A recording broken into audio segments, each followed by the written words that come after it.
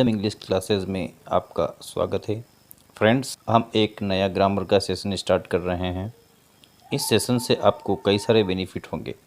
आप यहाँ पर हेल्पिंग वर्ब के बारे में जानेंगे, टेंसेस के बारे में जानेंगे और हेल्पिंग वर्ब का यूज़ हम किस प्रकार से कहाँ करते हैं वह जानेंगे।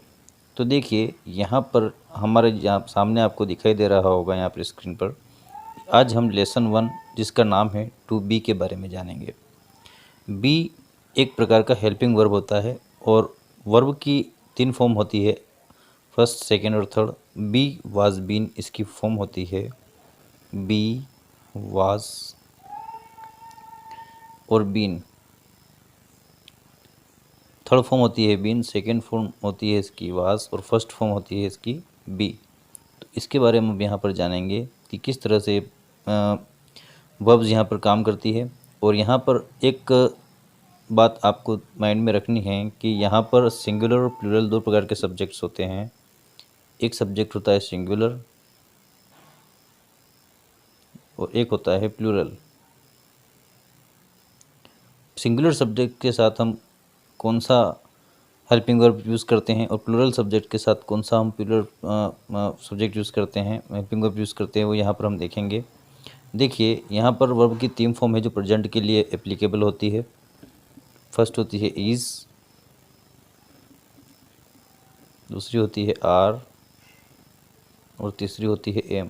ये तीनों वर्ब केवल प्रेजेंट टेंस में ही हम यूज़ करते हैं और यह फॉर्म है बी का। और ये सारी हेल्पिंग वर्ब्स हैं जो हम सब्जेक्ट के साथ पुट करते हैं। तो देखिएगा, यहाँ पर आई के साथ हम एम यूज़ करते हैं, वी के साथ हम आर यूज़ करते हैं, यू के साथ हम आर यूज़ करते हैं, यू के साथ फिर आर यूज़ करते हैं, ही सी इट के साथ हम ईज़ यूज़ करते हैं, जो आपको स्क्रीन पर दिखाई दे रहा होगा। देखिए, ही सी इट के साथ हम ईज़ यूज़ करते हैं। ईज़ एक हेल्पिंग वर्ब है। दे के साथ हम आर यूज़ करते हैं। जितने भी प्लूरल्स हैं उनके साथ हम आर यूज़ करते हैं और जितने भी सिंगुलर्स हैं, ये आता है सिंगुलर्स के अंदर, उनके साथ हम ईज़ यूज़ करते हैं और आई के साथ हम यूज़ करते हैं एम।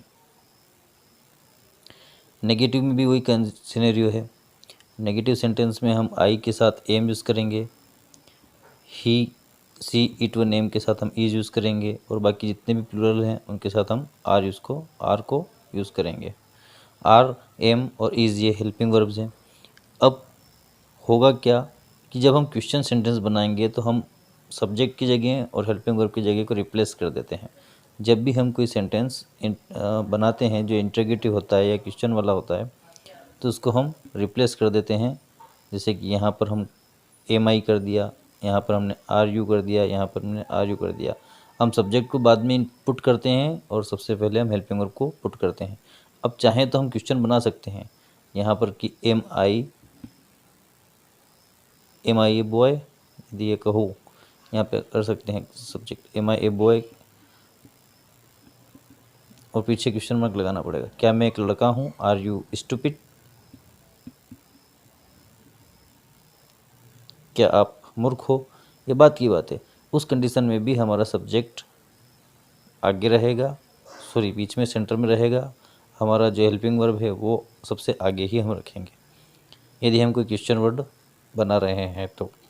चलिए, जैसे कि यहाँ पर ही इज ही आ गया, ये आर दे, ये देखिए आप। दीज आर्म फॉर्म्स, समझिए, these are forms of the verb, ये वर्ब की फॉर्म्स हैं, ये वर्ब के आकार हैं। टू बी, ये टू बी जो वर्ब है, आप जो लेसन आप सीख रहे हो, आप कौन सा लेसन सीख रहे हो? To be. तो ये टू बी जो वर्ब है उसके फॉर्म है, कौन है फॉर्म? इज, आर और जो एम हमने अभी ऊपर डिस्कस किए हैं इन हेल्पिंग वर्ब्स को, ये किसकी फॉर्म है? बी की फॉर्म है। और ये बी कहाँ पे हम यूज़ करते हैं? टू बी का यूज़ हम कहाँ करते हैं? इज आर एम को हम कहाँ पे यूज़ करते हैं? हम यूज़ करते हैं केवल प्रेजेंट के साथ। We use the verb to be in the present about 20% of sentences in spoken English. और जब हम प्रेजेंट टेंस का यूज़ करते हैं तो उसमें कम से कम 25% जो सेंटेंस हैं, बोलने वाले सेंटेंस, स्पोकन के जो सेंटेंस, उसके अंदर हम 25 प्रेजेंट टेंस के इन इज़ेमआर का उपयोग करते हैं, इन हेल्पिंग वर्ब का उपयोग करते हैं।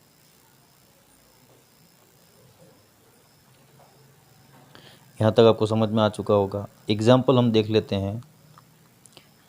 यहाँ पर एग्जाम्पल किस तरह से यहाँ पर यूज़ किया गया है इनका। माई नेम इज रॉबिन्सन, मेरा नाम रॉबिन्सन है। अब यहाँ पर जो इज है ये हेल्पिंग वर्ब का काम कर रहा है और यह इंडिकेट कर रहा है, ये सेंटेंस इंडिकेट कर रहा है प्रेजेंट टेंस के बारे में। आई एम फ्रॉम इंग्लैंड, मैं इंग्लैंड से हूँ। अब जब भी देखिए आप किसी सेंटेंस में ह वर्ड आता है और किसी सेंटेंस का इंड अगर हिंदी सेंटेंस के ह वर्ड से इंड होता है तो वह एक प्रेजेंट टेंस कहा जाएगा। देखिए किस तरह से, माई नेम इज रॉबिन्सन, मेरा नाम रॉबिन्सन है। क्या आया? ह वर्ड आया, देखिए ह वर्ड आया। आई एम फ्रॉम इंग्लैंड, मैं इंग्लैंड से हूँ, तो फिर ह वर्ड आया। आई एम 18 ईयर्स ओल्ड, मैं 18 साल का हूँ, तो फिर हूँ आया वर्ड, हूँ मतलब ह आया। माई फादर इज जर्मन, मेरे पिताजी जर्मन हैं, तो फिर ह वर्ड आया। माई मदर इज इंग्लिश, मेरी माताजी इंग्लिश है, फिर ह वर्ड आया। We are a good family, हम अच्छी फैमिली हैं, हमारी जो फैमिली है वो एक अच्छी फैमिली है, फिर ह वर्ड आया। तो जितने भी वर्ड हैं उनके हिंदी सेंटेंस के अंदर जो भी ट्रांसलेट आप करते हो उसके हिंदी सेंटेंस के अंदर अगर ह वर्ड आता है तो वह एक प्रेजेंट टेंस होगा। और is am are helping verb का यूज़ हम केवल प्रेजेंट टेंस में ही करते हैं। आई थिंक यहाँ पर आपको समझ में आ चुका होगा। चलिए थोड़ी प्रैक्टिस कर लेते हैं। माई नेम इज आशीष, मेरा नाम आशीष है। आई एम फ्रॉम इंडिया, मैं इंडिया से हूँ। आई एम 37 ईयर ओल्ड, मैं 37 साल का हूँ। My father is retired teacher, मेरे पिताजी एक रिटायर्ड अध्यापक हैं।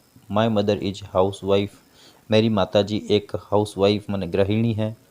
आई हैव वन ब्रदर, मेरे एक भाई है। देखिए जितने भी वर्ड मैं बोल रहा हूँ उनमें केवल ह वर्ड ही आ रहा है, आप बात को समझने की कोशिश कीजिएगा। आई हैव वन सिस्टर, मेरे एक सिस्टर है। We are a good family, हमारा परिवार एक अच्छा परिवार है। My father is a wise man, मेरे पिताजी एक बुद्धिमान व्यक्ति हैं। वी हैव मनी, हमारे पास पैसा है। I am a teacher in a school, मैं एक स्कूल में अध्यापक हूँ। I have a good life, मेरा जीवन अच्छा है। But I have a dream, लेकिन मेरा एक सपना है। आई वॉन्ट टू ट्रेवल, मैं यात्रा करना चाहता हूँ। I want to see the world, मैं पूरी विश्व को घूमना चाहता हूँ।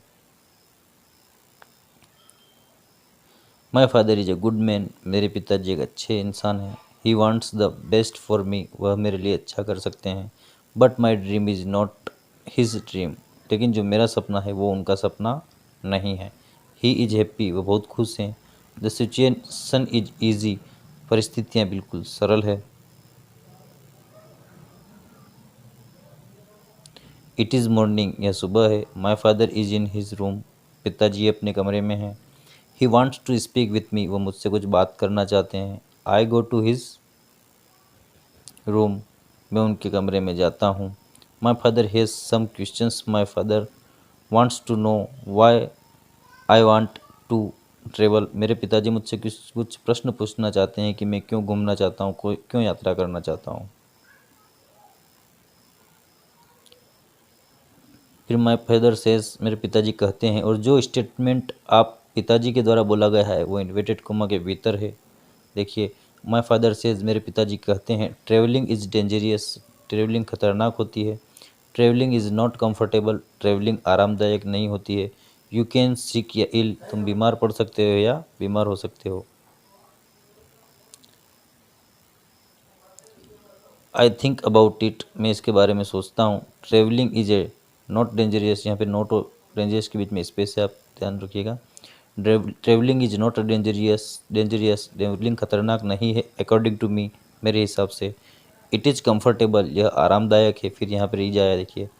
आई कैन सेफ, मैं सुरक्षित रह सकता हूँ। But it is also very interesting, लेकिन यह बहुत ही मेरे लिए रुचिकर हो सकती है। I can see new countries, मैं नए नए कंट्रीज़ को एक्सप्लोर कर सकता हूँ, देख सकता हूँ। I can meet new people, मैं नए लोगों से मिल सकता हूँ। तो यह था आज का सेशन। तो दोस्तों इज़ एम आर के ऊपर और टू बी के ऊपर बेस्ड आपको यह हमारा छोटा सा सेशन कैसा लगा हमें कमेंट बॉक्स में लिखकर ज़रूर बताइएगा। और आगे हम इसी प्रकार के ग्रामर के सेशन छोटे छोटे सेशन आपके लिए लेकर आते रहेंगे। तो आप अगर हमारे इस चैनल पर न्यू हो तो हमारे इस चैनल को सब्सक्राइब कर बेल के आइकन को प्रेस करना ना भूलें, ताकि हमारे आने वाले वीडियो का नोटिफिकेशन आपको मिलता रहे।